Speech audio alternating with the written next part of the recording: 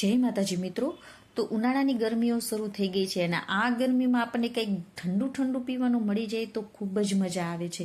તો મેં આજે તરબૂચનું એટલે કે વોટરમેલન મોઈતો બનાવેલું છે, જે એકદમ હેલ્ધી તરીકેથી બનાવ્યું છે ઘરે, અને કાંઈ પણ કેમિકલનો પણ ઉપયોગ નથી કર્યો। અને આ મોઈતો તમે તમારા બાળકોને આપશો તો પણ તેના શરીરને નુકસાન પણ નહીં થાય અને બાળકોને ખૂબ જ પસંદ આવશે। બાળકોને તો શું, મોટાઓને પણ ખૂબ જ પસંદ આવશે। અને તેને આપણે બીજામાં મોકટેલ પણ કહેવામાં આવે છે। તો આપણે બનાવવાનું શરૂ કરીએ। તો તેની માટે મેં અહીંયા તરબૂચ લઈ લીધું છે। તો તરબૂચના આપણે પહેલા નાના નાના કટકા કરી લેવાના છે। તરબૂચની છાલને મેં કાઢી લીધી છે અને નાના નાના કટકા કરી લઈશું। બીને આપણે રહેવા દઈશું, બીથી આપણને કાંઈ વાંધો નહીં આવે, કારણ કે આપણે જનરલી તરબૂચના બી તો ખાતા જ હોઈએ છીએ। તો આવી રીતે પહેલા આપણે નાના નાના કટકા કરી લેવાના છે। અને સાથે મેં થોડાક લીંબુ પણ લીધા છે અને થોડો ફુદીનો પણ લીધો છે। તો લીંબુને આપણે આવી રીતે કટકા સ્લાઇસમાં કટકા કરી લેશું। આવી રીતે ગોળ ગોળ સ્લાઇસમાં પણ તમે કટકા કરી શકો, અને તમને ગમતી હોય તો લાંબી લાંબી જે ચીરી કરીએ છીએ તેવી રીતે પણ કટકા કરી શકો। તો હવે આપણે એક ગ્લાસ લઈ લેવાનું છે।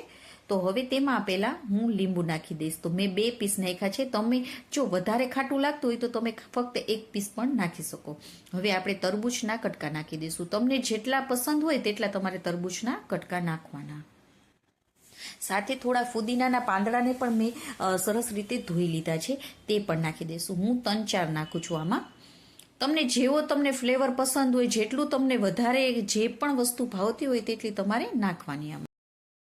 અને હા, જો તમારી પાસે તરબૂચ ઘરમાં ના હોય તો તમે ફક્ત ફુદીના અને લીંબુનું પણ કરી શકો છો। હવે આપણે ખાંડણી દસ્તાનો જે દસ્તો આવે છે તેનાથી આપણે આવી રીતે તેને મેશ કરી નાખવાનું છે। તરબૂચના પીસ એકદમ આસાનીથી તમારે આવી રીતે મેશ થઈ જશે, જેથી કરીને જે લીંબુનો આપણે જે નાખેલો છે પીસ તેમાંથી પણ રસ બહાર નીકળશે। અને હા, લીંબુમાંથી આપણે બીને કાઢી નાખવાના છે, કારણ કે તે થોડા કડવા લાગતા હોય છે, માટે આપણે લીંબુમાંથી બીને કાઢી નાખવાના। અને તરબૂચના બી તમે રહેવા દઈ શકો છો। તો આવી રીતે આપણે તેને પીસી લેવાનું છે। એકદમ આસાનીથી તમે આને પીસી શકશો। તો એકદમ સરળ રીતથી તમે આ બનાવી શકો છો મોકટેલ, અને બધાને ખૂબ જ પસંદ આવે છે। બાળકો જ્યારે પણ કંઈક ઠંડુ પીવાનું મન થાય, ગરમી હોય ને ઠંડુ પીવાનું મન થાય, તો તમે આ એકદમ સરળ રીતથી ફક્ત 5 જ મિનિટમાં બનીને તૈયાર થઈ જાય છે।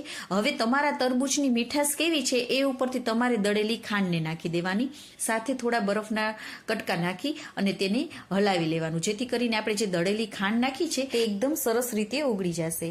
તમે દળેલી ખાંડની જગ્યાએ આપણે જે રેગ્યુલર ખાંડ વાપરીએ છીએ તે પણ નાખી શકો છો, પણ તેમાં શું થશે કે તમારે થોડી ઓગળતા વાર લાગશે, માટે આપણે દળેલી ખાંડ જ નાખવાની।